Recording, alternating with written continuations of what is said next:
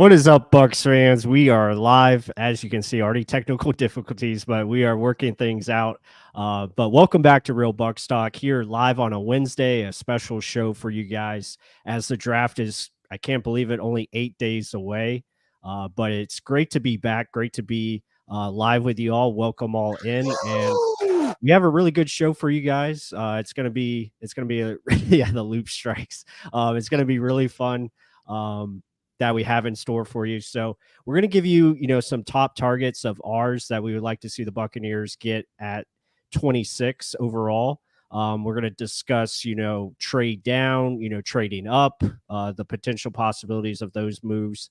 And then we're going to get into a very special film study of a top prospect that I'm sure a lot of you guys have heard about. And we're very excited to, dive into his potential, and then we'll do a little mock draft. Yes, a mock draft here at the end for you guys.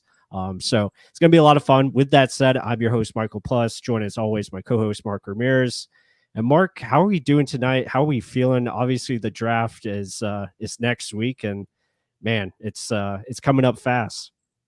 Yeah, this is the fun part. All the speculation. Everyone says they know who the hell their team's taking, but no one truly knows. Yeah, the Bears should be taking Caleb Williams, but I remember a long damn time ago when Reggie Bush was supposed to be the slotted number one pick, and all of a sudden they pick who's this Mario Williams guy? Who the hell? Mario, which one? And he ends up being the right pick, and everyone's Yeah. like, can't believe it. I mean, I doubt that's going to happen this year, but still, the drama of the draft is always exciting. Do we possibly trade up? Who knows? I mean, why did we just trade Carlton Davis for a third round pick? Is it ammo to trade up, or is that truly because they want more picks in this draft? You just don't know, right? So Mhm. there's always that possibility. There's a guy that they fall in love with and go chase after him. I mean, hell, we traded up one pick and we gave up a fourth round pick to get Mhm. Tristan Wirfs. So what happens this year? This is the fun drama show that we love to talk about. Yeah, absolutely. So guys, welcome in. Appreciate all the support. Be sure to hit that like button. Again, it helps out the channel. Subscribe if you're new here. So again, welcome in, and hope you guys enjoy the show tonight that we have in store for you all.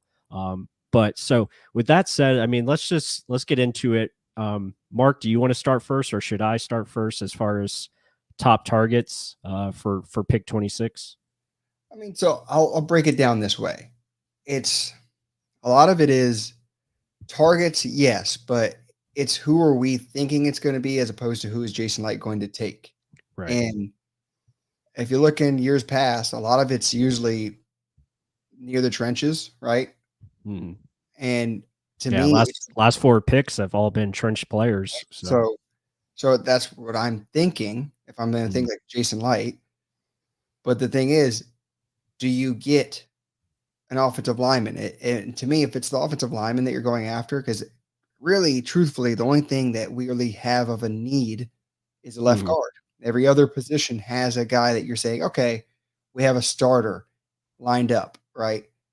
Even with Shaq Barrett leaving, you still have Randy Gregory that can step in to be a spot starter. It's a veteran that mhm, can produce some numbers, not elite, but some numbers. And then you have an up and comer and Marquise Watts right behind him, if not a competition, who's going to start. That you already know, right? Everywhere else, even Carlton Davis leaving, Zion McCollum pretty much was a starter last year. mhm, So he just steps in. Everywhere on the defense, there's a starter. You upgraded with Jordan Whitehead. Offensively, the starters are all there weapon wise. It's literally left guard's own area. But does he mhm, pigeonhole himself to get a left guard? That's where guys like our Duke guy, Graham Barton, come into mind. If he's mhm, there, that's like a hell of an athlete, hell of a guy that can transition from left tackle to left mhm. guard. Right. Would not mind it at all, right? We did this film study, left guard, Graham Barton right there, as you see, number 62, just wreaking havoc to any defensive lineman that's in his way. There against Jared Verse, looking for a flag, don't matter. He ran over you. So he just has all the measurables and tangibles. You hear him talk, he just is business. He seems Mhm. like a Jason Light type of guy and the Right. mold you look for, right? If he's there, I'm thinking that's a strong possibility. But the thing Mhm. is, he's also being liked by a lot of other people. and he's going to be transitioning from tackle to guard. We'll see. To me, I'm thinking it's more defensive side and how Jason Light likes to do draft his linemen, especially interior, second Yeah. round or third round, because it means the interior. Your tackles do a majority of the pass rush, edge rushers. The interior, we just need you to slow down bigger guys, right? Mhm. So does it need to be an elite first round player? I don't necessarily think that unless you can get a talent like Graham Barton. But to me, I'm thinking it's more defensively and targets like that. We're going to talk about one of them later Mhm. in the show. But a lot of the defensive linemen that we mentioned as well, edge rushers, Yep. Latu, I love. If he makes Yep. it that far, I doubt he will, but if he does, just based off of Right. injury risks, you never know, right? This could be a potential one contract guy. And there Mhm. you see him again, number 15 on the edge, just hand placement, edge, pass rush move, pass rush plan. He just has it all and balance. The only question mark is health. Is that neck where he medically retired from Washington? Mhm.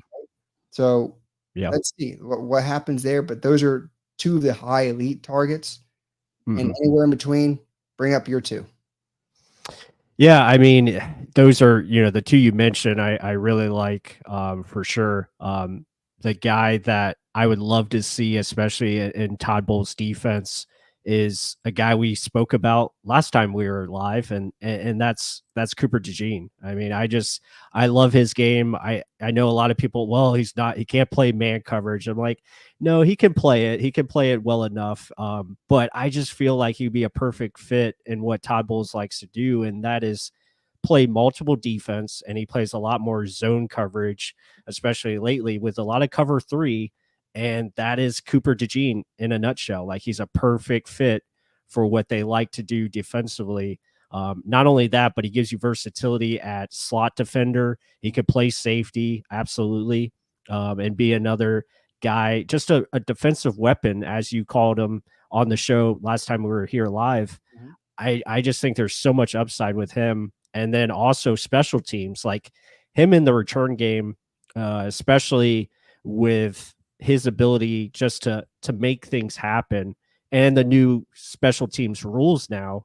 Yep. I think he would be outstanding as a prospect. And then, obviously, if we're sticking with offensive line, Jackson Powers Johnson, I think a lot of fans love him. They see Ryan Jensen in the mold, and Yep.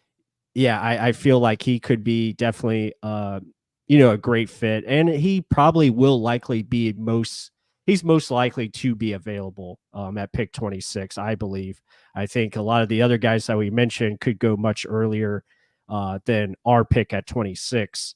So just having the opportunity to get, a guy who could plug in right away at left guard, doesn't mean he has to start over Hainsey, but he gives you that competition and ability to start right away.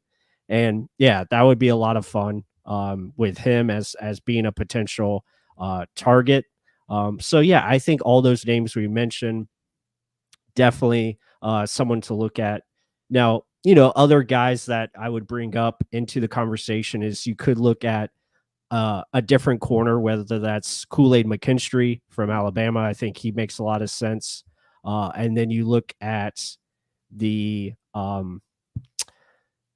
what was I going to say? The other position, which is receiver. Receiver could be a potential pick there, especially if a Brian Thomas Jr. is available from LSU. They could look at, and I think this kind of transitions into our next topic, which is who do you want to trade up for, or who do you think's worthy of trading up for? And I think you start with like a lot too. I think you start maybe with a Jared Verse, potentially trading up for him if you feel like those two are worthy of trading up. I don't think you would trade up for the offensive lineman, No. and receiver. Especially So interior alignment, especially in the interior. yeah, exactly. Yeah, exactly. If we had a need, let's say Luke Gedeke by some chance wasn't good last year, like he was bad, and we were looking to upgrade the tackle position, then I could see us, Yeah. moving up for one of these tackles, especially if you could get like a Marius Mims, or someone of that stature that could come in and be another freak on the right side next, alongside Tristan Wirfs. But Luke Gedeke has played well, and he's definitely the future for this team. So really, I mean, when you really think about it, I don't see the Buccaneers trading up, and I think you would be in agreement with that. I think it's more so likely they look to trade down, if anything. Yeah, and that's the thing. Like you just Yeah. don't know with Jason Light. He's going to Right. make a trade in the draft. It's almost every draft, if not every draft, he has traded. Doesn't Right. necessarily have to be the first round, but he's not scared to do it. I'll say that. And Mhm. I love the Buccaneers put out there. Like Right. he's like, this job, I never fit. I love the job, but I never sit easy. Like I know I Right. have to work hard at this job and really love the game to succeed at it. And he's already just thinking every situation, every possibility that could happen. Mhm. And if there is an edge rusher, I could go up, or if I go down, how much am I going to lose of the guys that I like? And I to the God honest, I think that's what he was thinking with the Logan Hall pick. He's like, oh, I'll still probably have a guy I want, and then Mhm. Karlaftis gets taken off the board. Uh, Right. like a Yeah. whole Wyatt gets taken off the board. Damn it, who do I Right. take? Logan Hall? I guess you're on my board the highest, which he shouldn't Yeah. have been, but it is what it is. Yeah, I think at that one they were hoping for Lewis Seen, and obviously that guy, got picked right before their pick. But again, there's still time. There's time for Logan Hall, and that's that brings up the question. This is a future video that I plan on doing in the next couple of days, and it's talking about drafting potential versus production, and that's a huge Yeah, question that a lot of us have as Bucks fans. And it brings up the point of this guy right here, and I'll put him on the screen, and that's Chop Robinson. I mean, he's very polarizing in that sense, because you look at his ability. I mean, you see the natural bend and explosion first step. He's got everything you want from a pass rusher, but then you look at the stats and the production, and it's just not there. And, could that be he's in the Big Ten and going up against, more running teams? And, maybe that is knocking his pass rush opportunities. You look at just the defensive scheme that he's playing in. Maybe he's better suited to be a 3-4 linebacker. So that is something, that it's troubling, because, yeah, you want a good football player right away, mostly at pick 26, but doesn't always happen with that. So yeah, I mean, and Jason Light talked about it. He's like a lot of these players are raw. Like they have, you look at the potential, you look at the skill set, and not all of them are made ready, coming into the league. So I guess you kind of have to balance that. And he talked about, they have other ways of grading versus just production. So that makes sense given based on who they picked over the last few years. yeah, and I mean, we're talking about this Mm. quickly throughout the day today, and Yeah. I mean, there's been guys similar to him. I mean, what's the Titans guy, the edge rusher we liked a lot? Mm. I literally just looked him up and already Harold Landry. Harold Landry. Yeah. Yeah. Extremely flies off the snap, Right. undersized, but But a he's been hell of pretty good. yeah, he's Yeah. been good, but yeah, he's Yeah. just a pass rusher, right? Right. I Right. don't think he's had any explosive seasons, but Right. he's Also been a second round pick. yeah, Yeah. Yeah. and that's borderline where he's going, Chop. right? Yeah. Chop's Chop. going Yeah. because yeah, he has these amazing gifts, but he is not going to be trusted to stop the run, and that is a big priority in this Todd Bowles defense. Stop the run first, and then make them one Yeah. dimensional. Do they trust Chop Robinson to do that? I know they're trying to get more pass rush, right? They're going to take away from stopping the run to get a little bit more pass rush, but do you take it off that damn much? You didn't Mm. prove much to do that. Chop's a no. Yeah. Yeah. So, I mean, but the thing is, what is this new defense that Todd Bowles is trying to create, right? Because Mm. he's thinking about using Kalijah Cansey in every which way possible. That's using Right. him on the edge. That's using him standing up. That's using him in the inside, outside, anywhere. Yeah. And that's creativity where Todd Bowles is an innovator and he's blitzing and making weird positions where you don't why the hell is Kalijah Cansey standing up? Why is Vita Vea standing up? Right. So Yeah. he can find a way to use him, I'm not going to get mad at it. But then again, you have times where you saw how they used Hassan Reddick. He didn't have any numbers, and then he goes to Eagles, and he blows up. So Mhm. it's weird sample sizes where all this data, you're like, I don't know, would they know how to use him or not? Yeah. And to me, he's a big boomer bust player. Mhm. And the ultimate high would be like a Vic Beasley. Yeah. And even with him, like he's great pass rush numbers. Again, couldn't stop the run. But Mm. you are scared of him on third down. Right. It is a troubling thing, but I mean, if he can bring that much to you and you have that much in the middle and Vita Vea and Canty, Mhm. I don't know. It's not out of the realm of possibilities, put it that way. Right. No, I think he'll definitely be in consideration. I'm sure they've done their homework. Obviously, when you look at the numbers and, the 4.48, 40, the athletic ability is off the charts. So he has everything you want. Arm length is a little smaller than you would hope for, but he's got the right build and he does show signs of knowing how to get to the quarterback. It's just, can he develop that pass rush plan? And it's something like I mentioned earlier with Jason Light talking about that battle versus potential and production, but a lot of these guys are not finished products, and I think you really have to look at, okay, we're looking for a guy that, what can he be in the next 3 years, 3 years from now?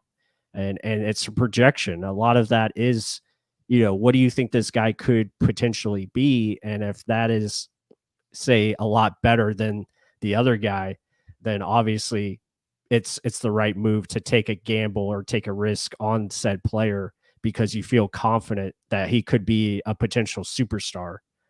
So you weigh that risk, and if you feel if it's good enough and it fits the team, then yeah, I could see definitely Chop being in consideration. Yeah. But I want to take this back to one of the guys you chose. Yeah. It was the only non-trench type of guy, and Hmm. it was Cooper DeJean. Yes. So I mentioned earlier about Carlton Davis being traded because Zion McCollum pretty much was a starter last year. He was a Hmm. starter because there were so many damn injuries. Jamel Yeah. Dean always gets hurt. Carlton Davis always got hurt. Zion McCollum didn't. Okay, well, if he has the same workload as both of them, does he get injuries too?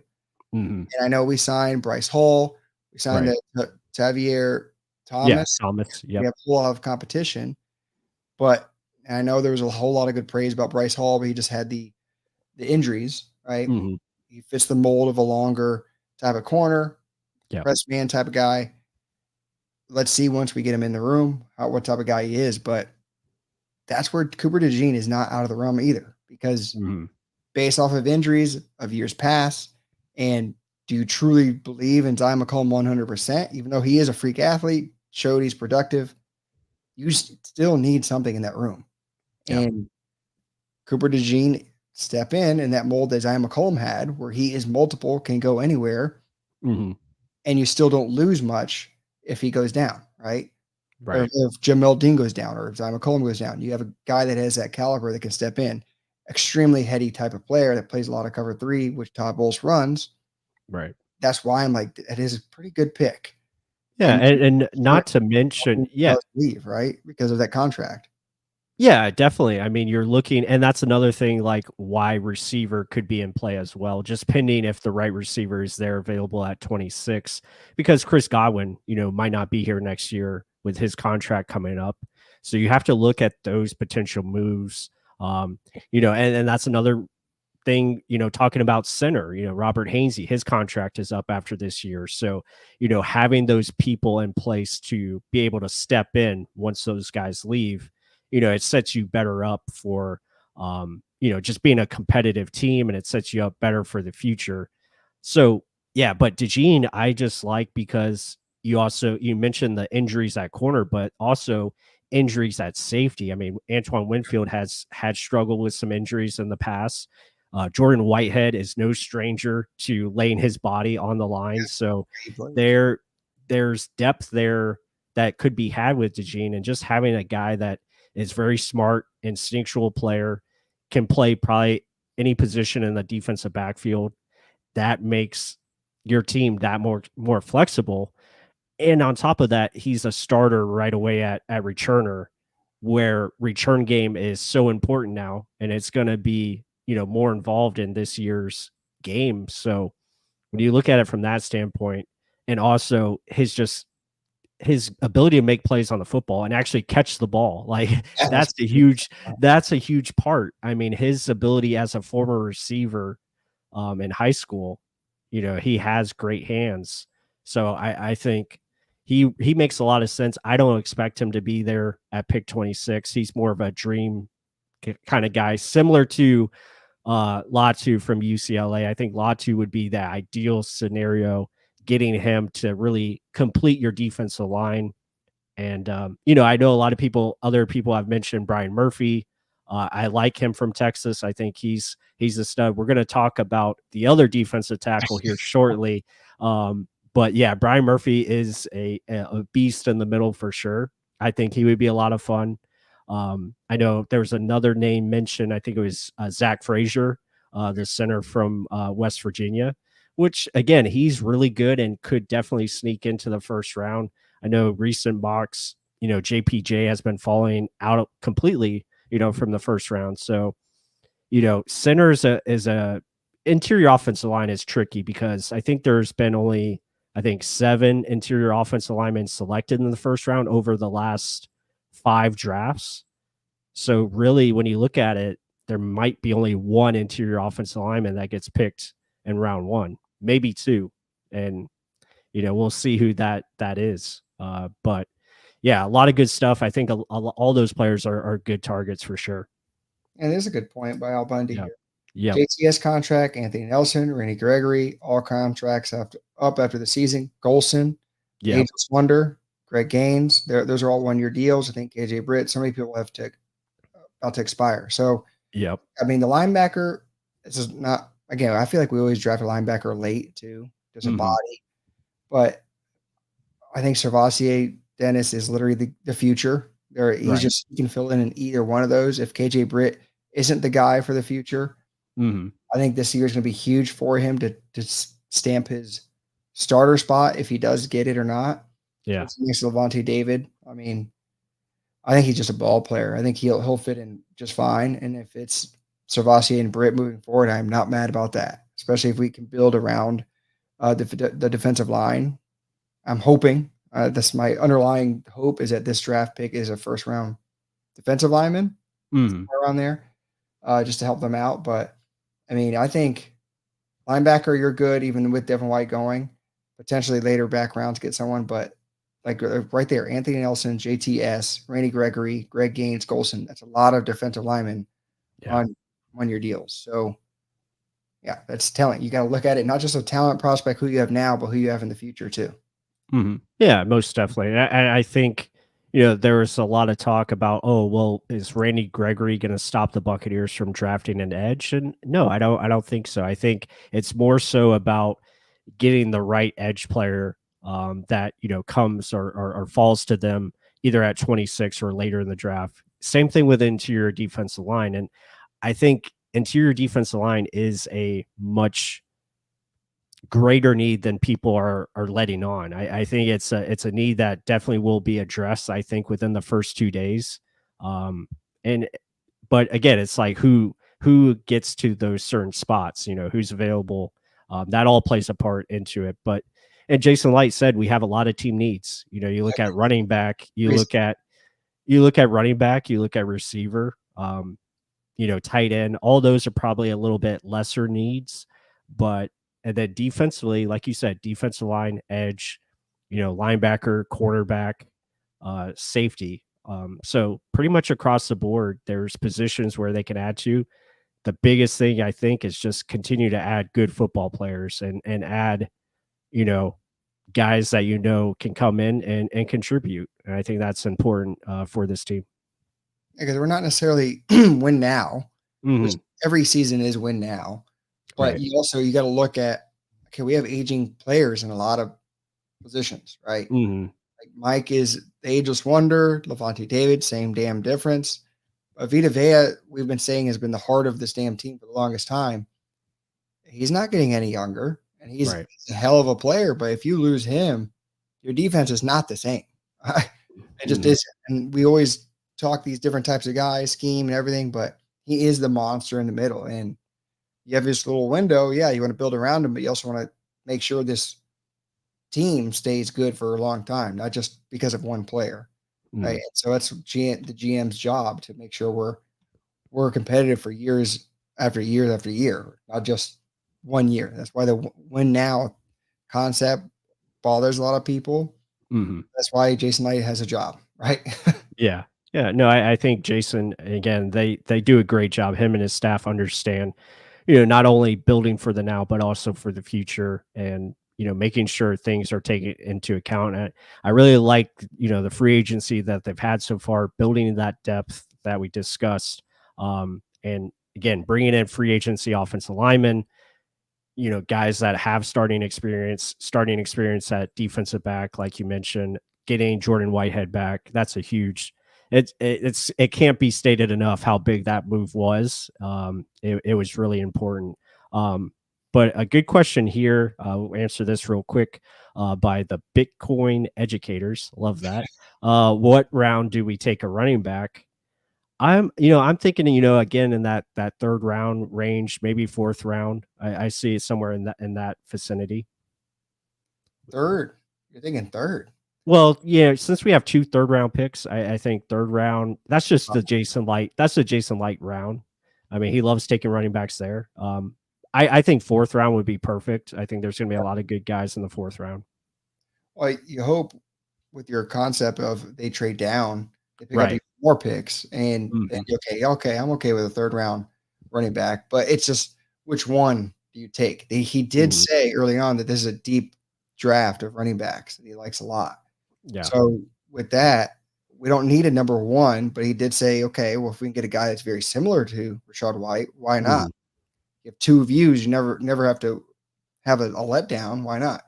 But Sean Tucker is looking blessed Yeah. and looking for Prime to make a bigger role for himself this year. I hope he does.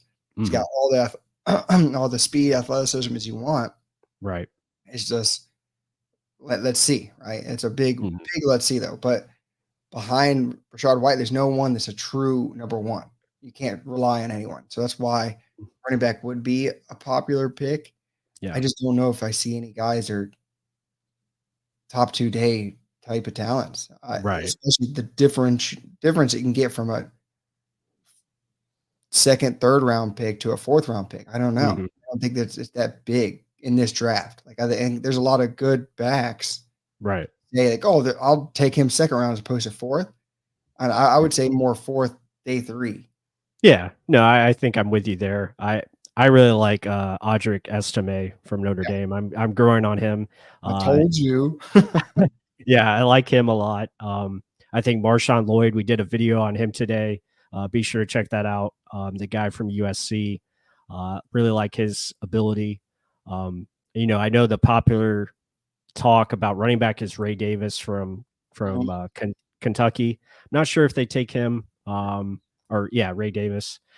But there's so many good backs. Isaiah Davis, I really like from South Dakota State. He's the running back behind Mason McCormick, so they play on the same team. I think he's pretty good. There's a bunch of guys that could be available, later on round 4. So Jalen Wright would be fun. The Yeah, guy from Tennessee. read for days. Yeah. So we'll see. Yeah, I think it definitely a position that they could address. But again, it just depends on if the right guys, staring you in the face. If they want to take a Trey Benson in round 3, if he's there, then you're not going to say no to it. The guys are good running back, and if he's the best on the board, then you definitely have to consider it. So That's yeah. one other thing with Jason Light. Like he Mhm. always drafts starters. That's Right. and people always say like, "What do you mean a starter?" Like, I mean, we drafted a starting punter, right? We drafted starting a nickel corner, or we find he just finds ways to fill holes with good talented players, and it doesn't Mhm. necessarily have to be the premier position type of guys. Right. Gets you a starting gunner. He gets you a starting like these are still areas you need for your team. But people don't see them as like a oh, that's the one that won us the game. No, they do. Mm, There's so much that goes into it, and Jason Light just always finds a way to come away with a position that you needed that you didn't know you needed, right? right. And I just think he'll find a way to finagle around to get the guys that we need. Mm, It's do they come up to the position that we need him to be, right? Because like, right. yeah, Logan Hall was a need, but it just to me didn't fit, and Right. it's It was growing. just it was a round to 2 rounds early, for for Logan Hall. But again, they made the choice, and again, it goes back to that quote that he had, and I'll talk about this in a separate video, but it goes back to that potential that, he discussed during his draft press conference. Everybody is raw, and you compare the raw talent of a player and you decide if that potential is worth it. And obviously, they still believe in Logan Hall and his ability to become, something in year 3, year 4, year 5 is what they're looking at. And maybe he does. He did take a jump last year, even though it's minimal. It was a jump in play. So Hey, hopefully that continues, and hopefully he continues to build on it. And if he can become something as far as a pass rusher, then sky's the limit for this defense, because really he's the one. If he can become solid enough where you feel confident, to not take him out of the game, then you got something cooking with gas. So that's the that would biggest thing. Don't be a yeah, liability. Just be a guy right, they can't take off the field, and right, that doesn't necessarily mean you have to be a rock star. Be mhm, an Anthony Nelson, a guy just doesn't make mistakes, right, and and is always out there being consistent. Yeah, and look at the contract he got. You'll get money, you'll get paid. Just do the right mm, thing. yep, Don't just make a glaring hole because you try to run into a gap they shouldn't have been into because you're trying to get after the quarterback. Don't do stuff like that, and mhm, then you'll be in the right place. But I wanted to make a point. Al yeah, Bundy said Estime ran a 4.71 in the 40 at the combine, ran a mm. 4.58 at his pro day. So Yeah, he's yeah, quicker on tape. Yeah, I mean, he shows good speed on tape. He's got a lot of long runs. I mean, I saw the run he had against NC State where he ran away from Peyton Wilson. So, you know, that's pretty impressive. and another thing, I think out of all college athletes, all college football athletes, I think he was in the top 5 for fastest recorded speed last year, Hmm. and Yeah, that's with our guy Xavier Worthy. That's with I think Marvin Harrison Jr. was up there, yeah, and he was in the top 5. So it's with everyone, not just with running backs. It was receivers included. So yeah, when the pads are on, it's a different story. Just because mhm, he's big, I mean, Xavier Worthy, 160 something pounds, put on pads. Okay, well now he's got like 15 more pounds on him. yeah, So let's see if he can run the same speed, right? So it's difference yeah, between pad speed and running with your nipples out, kind of thing. So mhm, that's different animal. Football yeah. speed, functional speed, and actually just running naked. Yeah. Yeah, good point here by Flash Gordon. I guess, there were some interviews on Pewter Report podcast. So Golston said good things about Logan Hall, so that's good to hear. Yeah, Diaby talking, about Jose Ramirez. So Man, lot of guys, there's a lot of youth, among that front seven, that if the things go the right way and these guys can become more consistent, you can definitely see internal growth happening, and that's what I think the Buccaneers are definitely, betting on for sure. So hopefully that takes place, with that. Um, that Jose Ramirez, I'm excited to see. I'm just yeah, curious. yeah, yep, Him and Derek Watts, Marquise Watts. I'm excited to see them like battle it out, and mhm. preseason's gonna be fun. Let's put it that way. Oh yeah, for sure. So with that, guys, I think we're gonna flip over to the film study, and we have a special one for you. It's uh, it's defensive tackle out of Illinois, Johnny Newton. This guy is a beast. I think he's awesome. So we'll put him up. Yeah, there. Oh nope, I took it away. There we go. Put him up on the screen here. So yeah, this is Illinois defensive tackle Johnny Newton, and he's just a fun watch. I mean, you'll see him here on the first play, just being able to sideswipe, get his hand placement and just his violence, with his moves to get through. I mean, going left to right here and then being able to side swipe this offensive lineman. You see him get into his chest plate, move those hands off of him, and then finish the play. So he's got a lot to his game that you have to be excited about. Yeah, and this is the biggest thing we talked earlier about Chop Robinson not knowing how to use his hands. Look where he starts. Look how much he moves laterally. Finds a guy he's going to have to go one-on-one against. Pushing hands away from him. There ain't no way he's going to get to my chest plate. Pushing hands away as I'm looking back at the quarterback. He still got the ball. I got to get after him. Shoving hands again off of my chest away, and then dip, rip, under, continuously getting through the fight, the hand battling. It is all there, guys. And I thought it was awesome. Former running back playing defensive tackle. Then he gets a flag over here for being too good at football. But plus, break this one down for me.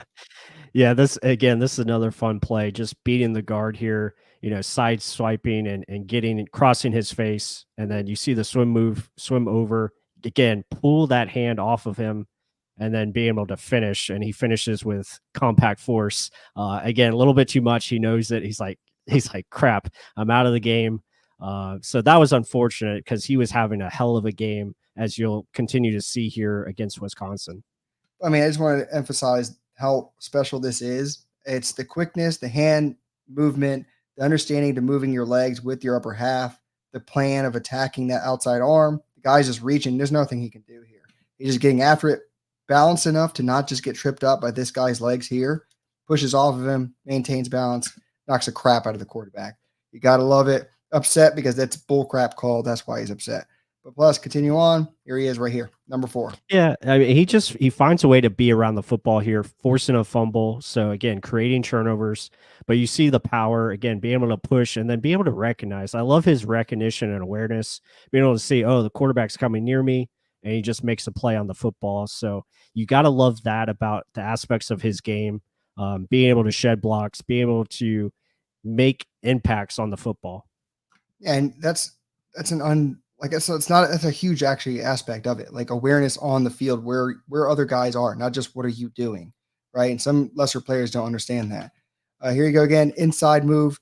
You saw him go outside. Now this time, nope, we're gonna go inside. You gotta love this stuff as he's just setting things up. Like he's got the quickness. Look where he starts. Watch how much he pushes off to get inside on this. And then again, hands, not just pushing with the legs, his hands pushing that down, arm inside, getting under it. Yes, I would like him to get a little bit lower so that he can dip and rip under, but that's little teaching points. The plan is there. That's the exciting part about his game. Yeah, I think there's definitely untapped potential with Newton, but you can just, like you said, see the process. The process is correct, and that is what is very enticing for him as a rookie, and who you want on your football team in this draft. So, yeah, I mean, here again, being able to just find a way with a little push, and then he's going to pull this guy off of him, and then find a way to get pressure into the face of the quarterback.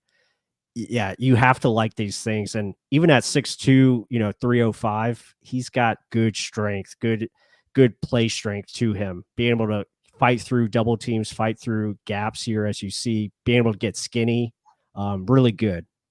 Yeah, it's not just a speed game, right? Like Chop Robinson, again, I don't want to throw him under the bus, but a lot of his traits are all speed. He doesn't necessarily have a speed to power game. Johnny Newton does. And we call him Johnny Newton. His first name is really hard to pronounce. I think that's why he goes by Johnny. But check this. This is insane. Like the quickness to swim quickly over that head, slam that arm down, make sure this guy can't get his arm continuously on your hips, continue through. Look at that, jumping over the foot so you don't get tripped. This is nasty stuff. And this is why he shouldn't be at our pick. But if he is at our pick, well, I'd be extremely pissed off if we didn't get him as a Buccaneer. But other teams should be looking at this and like salivating over him. Oh yeah, definitely. I mean, when you look at his tape completely, he is a top prospect for sure. Now here again, maybe not the quickest as far as lateral movement, but again, he is finding a way to turn that corner and get after the quarterback and affect the play in somewhat fashion. So that is nice to see. And then you continue on here again, just fighting through double teams, being able to make an impact on the play, get into the backfield, and be a disruptor. So again, you pair this guy up with Kalijah Kancey, Vita Vea, that will be a lot of fun to see. And like you just said, Kalijah Kancey, Vita Vea, he's not going to get doubled. Okay. Yeah. So excuse me. You get 74 over here. His plan of attack is, okay, I'm going to attack 74. Oh, I can go in between. Look at the hand battling again. The guy only has one hand on me. Push that hand off. Continue. Okay, he's not going to be on me. I'm going to work off of his back, use him as leverage to get around this guy, dip ripping. Both arms are doing two different things at the same time. Come on, guys. Tell me that's not talented. That's just knowing what tools you have and using them to your advantage. And then, yeah, I got some power to my game too. Let me just push off this guard to the side and get involved in the running game. It's just, it would be, if he was there, it's too easy. Just run to the podium. Oh yeah, yeah, for sure. I mean, he's a top 10 player for me in this class. I think he's worthy of being a top 10 selection. He's that good. The tape is just so complete and he shows it consistently. That's the biggest thing. And again, here in the run game, just being able to, showing some motor, and that's Braylon Allen, one of the bigger running backs, and he takes him down. He's like, you're not going to stiff arm me. And made sure he got the play. And then here showing just agility and just awareness, being able to get off a block there and then cut back to the play. Like that's really athletic right there. Being able to go one direction and then quickly shift your feet and drive into another, direction and finish the play as well. Man, also look at the alignment. Look where he's playing at. Look how far away from the ball he is. I mean, that's almost like 5 tech right there. And he's just taking on the guard, doing his job, swimming over, getting him off balance, pull him down, swim over, like you just said. Like that's athleticism at 300 pounds. A lot of people say he's undersized. I don't necessarily think that. I think he's just the right size. And people are concerned about length. If we did draft him, okay, Vita Vea doesn't have that long arms. Cansey's clearly undersized. He's just quickness. This guy, he has enough. It's almost 33-inch arms. It's 300 pounds. It's a guy that can win with power and speed. I just don't see how you can't get an additional game record to your team to add to what you already have. If you want to break down this one, you can too. No, I mean, you said it well. I think, again, he's a complete player. His tape was really good in 2022 and last year as well. So I think he still has more upside to his game. And guys, if you enjoy that, again, please hit the like button. We're going to try to do more of these as we go along here, to have for you guys. But if you like Johnny Newton, hit the like button and appreciate the support. And with that, we'll get back to the live stream here. So a lot of fun. I think we could both agree he would probably be our most realistic target because he plays interior defensive line, and that could be a position in kind of similar in how interior offensive line is probably going to fall in this draft and could be in range, for the Buccaneers at 26. But then you look at his tape and you're like, how is this possible? It can't happen, but maybe it does. And he's also from St. Pete. Like, I want to shout that out. He's a local kid, went to Clearwater Catholic High School. So, yeah, I mean, a Buccaneer fan, loves Warren Sapp. So it makes a lot of sense. And he's a good person too. Yeah. And again, he resembles Levante David and quiet, lets the field do his talking. Right. It seems like the mold that Jason Licht's looking for, like he talks about, right? So a guy that's all business production, he matches it. Like I hate to keep throwing Chop Robinson under the bus, but Chop Robinson doesn't have the stats to go with his name and athleticism. This guy just can't do a pro day because he had surgery in his foot. Can't show that he's athletic, but the numbers speak for it. I mean, look at the guys that literally put up numbers nonstop at defensive tackle. I mean, there was Aaron Donald, Elijah Cansey. I know it's not Pittsburgh, but both those guys literally put up fat numbers in college. And this guy does it for tackles for loss, sacks. Yeah. I mean, there's nothing else he could have proven at the collegiate level. NFL put him next to monsters like that. Anyone at the edge, at outside linebacker, would succeed. If you have I agree. And again, it brings you back to the point of, having a Yaya Diaby, having a Randy Gregory to give you, that burst off the edge, but also the young guys that they're really excited about. And that's Marquise Watts and Jose Ramirez. You feel like those guys can come in and produce for you, or at least be consistent. That remains to be seen, but they just feel confident that they can. But let's see what happens. We're gonna do a little mock draft. Maybe we get Johnny Newton here. Who knows? Yeah. So let me bring this We up just hyped here. them up. Yeah, after we hype him up, and let's go ahead and get this started. We'll go ahead and let me see what the settings are on. I guess we can just because we're not going to trade up, so we'll just keep it on regular settings and go ahead and start it. Yeah, we can do it that way, and then to Yeah, see if yeah, that person was there, could it be yeah. possible? So Latu went to the Rams. It looks like, but there's Johnny Newton right on the spot. So Oh, we did this perfectly. Plus, you um, set this shit up. I know you did. I had no, I didn't do anything. Uh, But yeah, I mean, you look at the top 10 there, it kind of went kind of like you would expect. Receivers going early. That would not be fun. Roma Dunze to the Falcons. damn. Just the Saints going offensive tackle, I could definitely see that. And then the Rams going with a lot too. Graham Barton, I think that would be a perfect spot for him at 20. Cooper DeJean going 21. Could definitely see that for Miami. And then, wow, that's a surprise right there. Xavier Worthy at 24.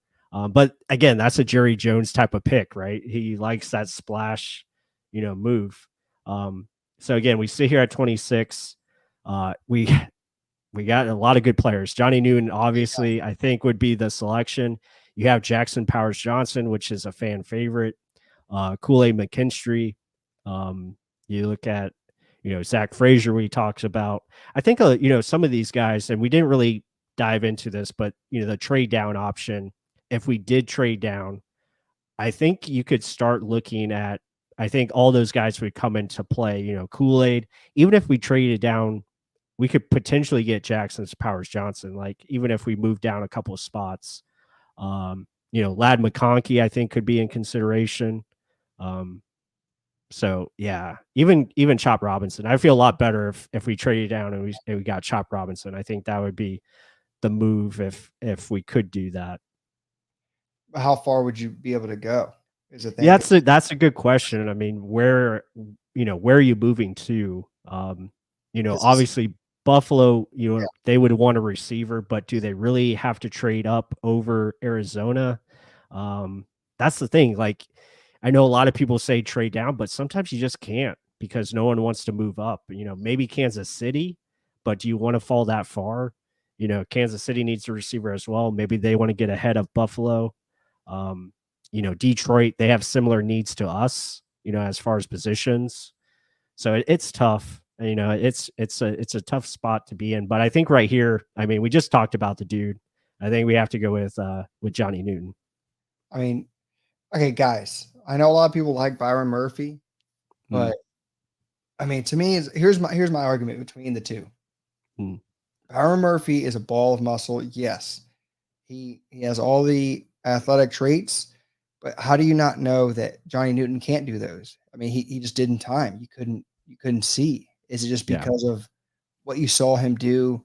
Again, I always say in his panties on the combine field in Indianapolis, or is it because his numbers? And then again, he had a monster next to him in Sweat, right? Who's like 6'6", 500 pounds, absorbing two players at a time. Does his production improve because of that? Right, better players around him equals easier competition, right? So, and wait a minute, I got to give this right here. Let's give 3 of these. We have 100 people watching. That is amazing. Thank you for everyone being a part of the show, adding to it. Love it. But that's my argument with Byron Murphy. Like, he didn't put up the numbers that Johnny Newton did. Johnny Newton didn't have pretty much as much defensive line help. Yes, he had more guys in the secondary probably than Texas did, but he was the guy. Johnny Newton was the guy on that defensive line for Indiana and Illinois, and they doubled him, tried him multiple times, and he would just win consistently. That's why I see guys like him, like Elijah Cansey. He was the guy at Pittsburgh. Right. They double, triple teamed him, and they still couldn't stop him. And I think if you add that to what we already have, it's disgusting. And Byron Murphy, yes, it would probably be the same damn thing, but it's almost like, which one do you like more? And to me, I like Johnny Newton more. Byron Murphy, I just saw times where he would be on his feet a little too on the ground too much. Yes, he's athletic enough where he can bounce back up, but just don't go on the Mm, ground is my thing. right. Yeah, no, I mean, if we're going by the rankings here, technically Johnny Newton is a better player. He's 11 versus 12. Brian Murphy is lower on the board. So I think with that, we have to go with Johnny Newton. I think it makes too much sense. And a lot of people are asking, where does Logan Hall go? I think Logan Hall goes into a perfect spot where he is more now a situational pass rusher instead of an every down player. And it gives him time to develop and maybe it pushes him to be even better. So I really like the move. And we're not going to have Vita Vea forever, even though we hope we have him forever. But again, guys getting closer to 30, and it's time to really, this is the future of the game because you add athleticism like this with Newton, Logan Hall, and Kalijah Cansey, that is looking pretty good for you. And it makes your edge players better. So with that said, let's take Johnny Newton here. With that said, Yep. So he's our first round pick as we get to pick 57 here. We'll see who's on the board. So look at that. I mean, it worked out perfectly with Zach Frazier available. Like that would be a slam dunk, pick in round 2. But let's see who's available. You could go receiver oh, here. geez, Xavier, Leggett is really good. I really like this guy from Yale. I think he would be a good player to convert to guard. Yeah, there's a lot of good names. Javon Bullard, I know Todd Bowles would love him. Edgerrin Cooper, Christian Haynes is actually, I think he might be the pick because he might be better than Frazier, but I know Frazier could probably start at center if they wanted to upgrade that position. Haynes is more of the guard prospect that has played guard before, is good enough. Like he's like a Shaq Mason. That's what I look at him as, and I think that would be really fun. Perfect fit for the scheme. I mean, they both are. I mean, but that's the thing, Zach's really good. What? like we talked about this. It's like, Yeah. do we truly look for scheme fits, right? Right. Because Right. there's you've seen some drafts give us a tackle transitioning to guard, and they're Yes. massive individuals, like the Alabama tackle, J.C. Latham, huge, 6'6", Mm, like 350 pounds. Like, yeah, seems like a phenomenal guard, but if you moved him into guard, but the thing is, like, is he athletic enough to move and do that mid zone and outside zone concepts? And mm, that's where you're like, okay, do they do a lot of that at Alabama? You don't necessarily know. Same question with Zach Frazier. Like a lot of theirs was like power and yeah. duo stuff. So I don't know. Can they transition easy? It's again, but that gets in the question of what did you ask him to do and what did he do? Right. It Mm, doesn't necessarily mean he can't do it just because the coach didn't tell him to do it. right. Right. No, absolutely right on that. I think both would be good scheme fits, but I mean, who are we leaning towards here? I know a lot of people in the chat were talking about Xavier Leggett, Malachi Corley, at receiver. I think both would be good options. Here's Um, another question. Go up yeah. and go. Who do we miss? Like go up earlier? No, like Oh, okay. Yeah. Yeah. Yeah. to see if another area where we So trade back up. to back defensive tackles. Like, Ricky Pearsall, Keon Coleman. So there was a run on receivers. Peyton Wilson your went boy. 50. Yep. Tyler Newbin, quarterbacks here. God, Falcons are killing it with Mike Sanders still from Michigan. He's really good. Max Melton went Uh, high. Damn. yep. Um, so some corners, receivers. Jackson Powers Johnson's to the Patriots. I like that. I like that fit. It's a Um, huge need right there with the Panthers. Pan- Panthers get Adonai Mitchell, AD Mitchell, so that's cool. Jalen Polk, his stock has definitely rise. Went right after us. Yeah, Byron Murphy. So yeah, I mean, maybe you couldn't trade back in that scenario if a defensive tackle was your target, but I mean, you look at it, yeah, I mean, it's even though Buffalo went with offensive tackle, I mean, who knows if you could still get a receiver or get a pass rusher or even a offensive lineman, but you could have maybe got JPJ. Yep. So, All right. So, and here's my next question. Go mm, to guard and positions yeah, available. right. Hold on. interior offensive line. So still got, good players on here. We could definitely wait around for it, and maybe you pick a higher impact player, at receiver. I mean, the pick's already in to me Okay. because it's small school. Jason Light loves him. I don't Hmm. know if he picks him second round, but it would likely be a Jason Light move and Mason McCormick, Yeah. guy who can play center and guard. To me, that Right. would be it. But I think you could wait, but Jason Light doesn't like to wait with Hmm. some of these. I know he chose Kappa in the third Right. round, Robert Hainsey third round, but I don't Hmm. know. Like I do love, yeah, like Xavier Leggett that's there, Malachi Corley that's there, Hmm. Jermaine Yeah. Burton I'm a big fan Don't of. Yeah, I don't think these guys. Well, I think Burton's going to fall in the draft just because of his Oh, he character is. concerns. Yeah. Um, but yeah, you look at the next group of receivers. I mean, Javon Baker probably being my number one target if we're waiting for third round. Jalen McMillan is another one. I like Jamari Thrash, Malik Washington, even though they're kind of smaller guys. But um, yeah, There's so many good receivers. I mean, we're gonna get one, but right. to me, like I think the hidden outlier first round pick would be a first round wide receiver Hmm.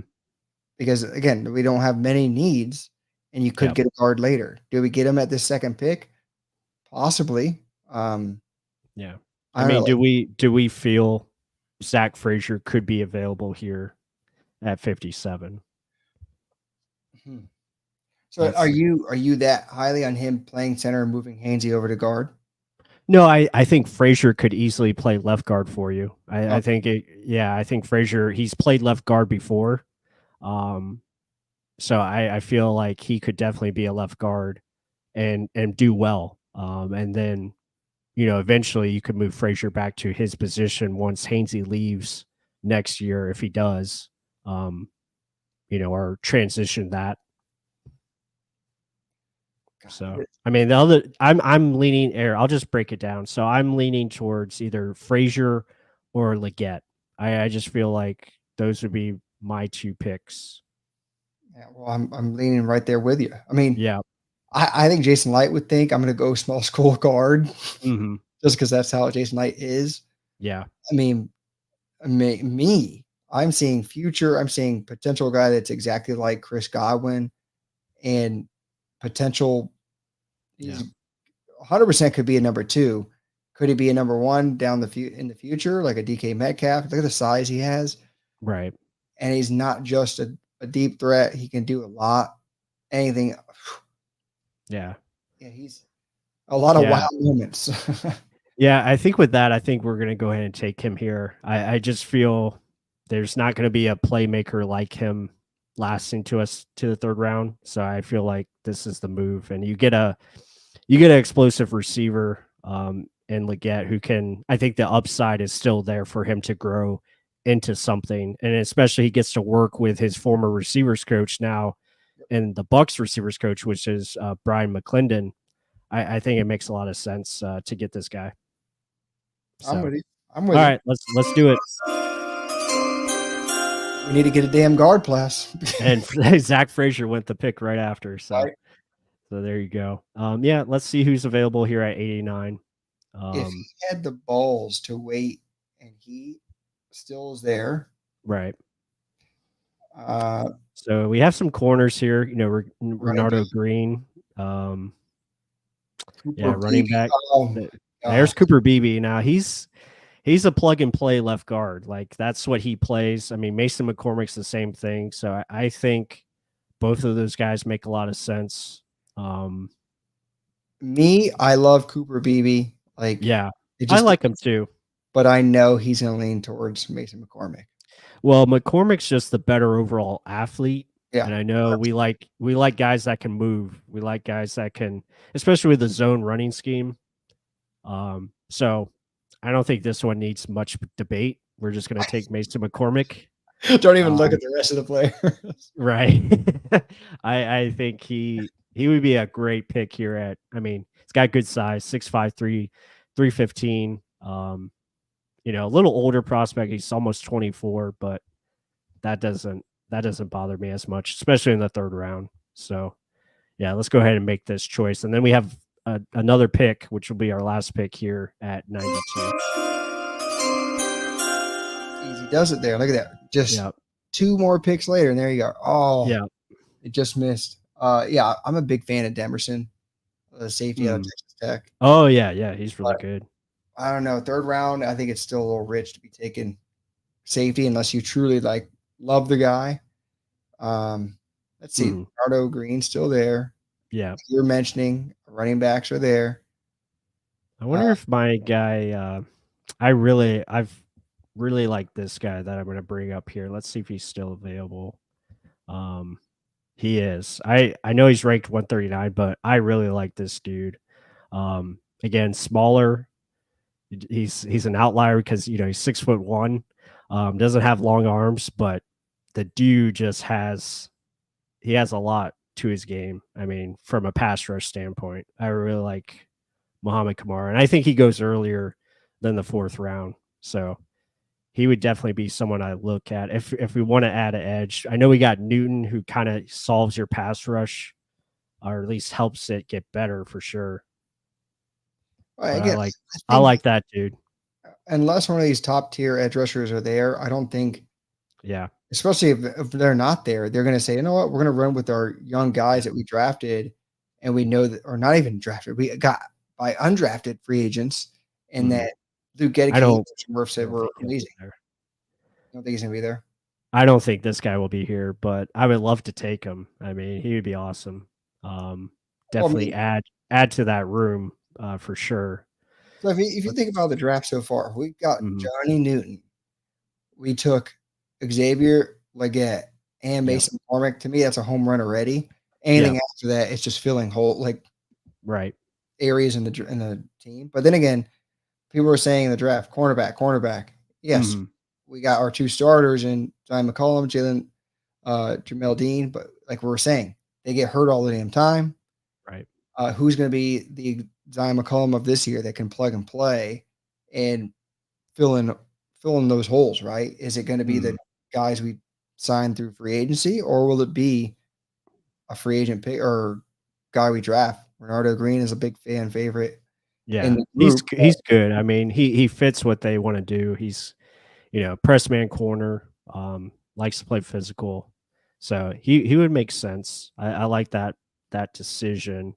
Um, I don't think we're gonna do the running back move. Linebacker, let me look at linebacker and see if there's anyone worth taking. Um How is he still there? I mean, I Cedric, like Trot. I like Trotter. I like Cedric Gray. I really like this guy. I think this is a guy that the Buccaneers like.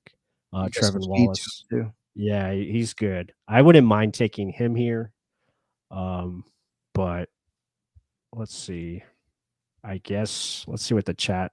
Yeah, I mean, tight end. I would love to take Sanat. I just don't think he's going to be here. I think Cade Stover is more likely, or even Theo Johnson, The how's he Theo still? Johnson, yeah, I we mean, could go. if those guys are there, yes, Yeah, you get a better tight end room. I mean, besides Kate right. Austin, I That's yeah. I know Kokeef is a fan favorite, but he Mhm. doesn't bring much besides blocking. Yes, he caught Right. a touchdown on his first catch of the year, 1 for Mhm. 1 there.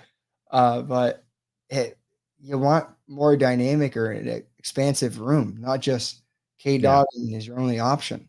I mean, him too, like how he's been healthy so damn much. Mhm. Injuries are part of the game. You can't if he went down, you had Kokeef step in.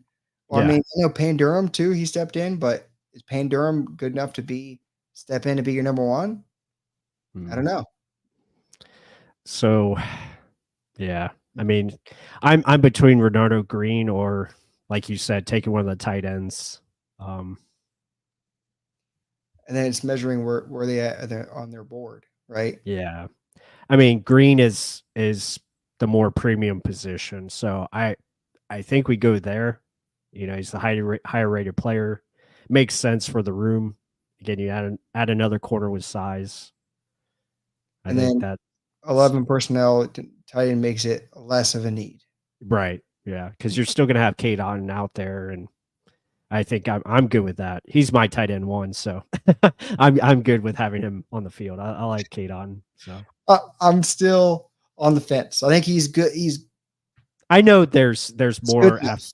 there's more athletic guys we could go after for sure, and get an upgrade there. But I just like the progress that he's making. But let's go with Renardo Green, and that will close this out. There you go. Yep. 3 rounds. Okay. And then I think Ken Smith So, was saying, can we see the breakdown? oh, recap our picks or breakdown of. Oh, okay, yeah. Well, we're about to get to it right here, so let me get this out of here. So, Not okay, B bad. plus. They gave us a B for the McCormick pick, but a lot of A's here. But yeah, here's the guys we took. We just did 3 rounds, but to get Johnny Newton, to get Xavier Leggett, who adds again multiple playmakers right here on defense and offense. You get a potential starting guard in Mason McCormick, and then Renardo Green, corner out of Florida State. So you get 2 hometown kids. You get Newton from St. Pete, and then you get Green from Florida State. So I think you got to like that. And there's connections here too. Like I mentioned, was Xavier working again with Brian McClendon, the Bucs receivers coach. So I like it. I think this would be an awesome draft. Definitely attacking a lot of positions. So that'd be fun. You'd hear the woo sound effect a lot if Yeah. the draft. I would be on fire, right? The whole neighborhood would be awake right now if this was our picks. Yeah, I mean, but this is guys we love and like I've seen do like these are like for scouts. We're pounding the table for every one of these. Will make the edge guys. Yeah, and I said Rampage 1, 3, 28. I 100% agree. If you have Johnny Newton, Kalijah Cansey, Vita Vea in the interior, it's just like anyone outside is going to have easy one-on-one matchups. And then especially the way that Todd Bowles likes to use his defense with A-gap blitzes. If you send in linebackers in the middle, no one's going to be thinking about outside rush. You're going to be too terrified of what the hell's going on in the middle. So I think it makes the job so much easier for outside guys. And Marquise Watts, Jose Ramirez, Randy Gregory, Yaya Diaby, guys that have shown they can easily beat one-on-ones. Why the hell not, right? So I just think the interior is where it's at. And if a guy like that falls into your lap, it's laughable. It's like, what would the rest of the NFL think? Yeah. Yeah. So, yeah, guys, I hope you enjoyed that. Again, hit that like button. We appreciate all the support. If you're new here, hit the subscribe. So we're gonna have more content like this. I think next week actually is gonna be. I think we're gonna do all 32 teams next week. Mark, just the first round. Hell, we could even do that. Yeah. Yeah. Yeah. Yeah. Why not? Yeah, we'll do 32 teams first round draft, a mock draft for you guys. So if you're fans of other teams, you can come in here and tell us we suck and tell us we didn't get the right guy for you. Hey, idiot. But yeah, I mean, it's going to be a lot of fun. So we're going to have more content like this. We'll have more film studies coming out. We'll have the film study on Johnny Newton. We'll put that into a video for you guys. So you have that. If you missed the live stream tonight, we did do a film study on him. And then we're going to try to get some more in here before the draft. And then obviously, once we know the draft picks, we'll dive in to their film and really get after it there. So that should be a lot of fun. But we'll try to do more of these live, film studies. I think a lot of people like it. It's good to, just bring you guys in here and see what we're talking about and kind of have a back and forth discussion, to engage you guys more. So that'll be a lot of fun. But again, yeah, appreciate all the support. Hit that like button and are we getting Cobra? Oh yeah, Cobra Kai. Yeah, final season is confirmed. They're having season 6. We don't know if it's coming out this year. Probably going to be next year, I would imagine, unfortunately. But we'll see. You know, they sometimes they surprise us and come out of nowhere. They don't really have promotions for it, so they just put it up there, and you just love it once it comes out. But yeah, It this is great. our Great. shows, yeah, our shows next week are going to be full of Cobra Kai banter, so it's gonna be a lot of fun. A lot of because we'll have a lot of time to discuss. I mean, we're waiting till pick 26 for the Buccaneers pick, so there's gonna be a lot of downtime, not just analysts of the other picks or the previous picks, but we'll definitely get into some fun topics for sure to have on the stream to make it just interesting. That way, we're not up here just boring the hell out of you guys. Mhm. We want to make it exciting. And Mark's going to do most of that for us because he's like he gets us pumped up. So it's going to be a lot of fun. But with that said, guys, hope you guys enjoyed it. Be sure to hit that like button. Comment below what your thoughts of this stream was and how you liked it. If there's anything you guys want us to discuss during the live draft shows, let us know, and we'll definitely try to bring that in and incorporate it. But with that said, everyone have a great night. Go Bucks, and we'll see you on the next one. Woo!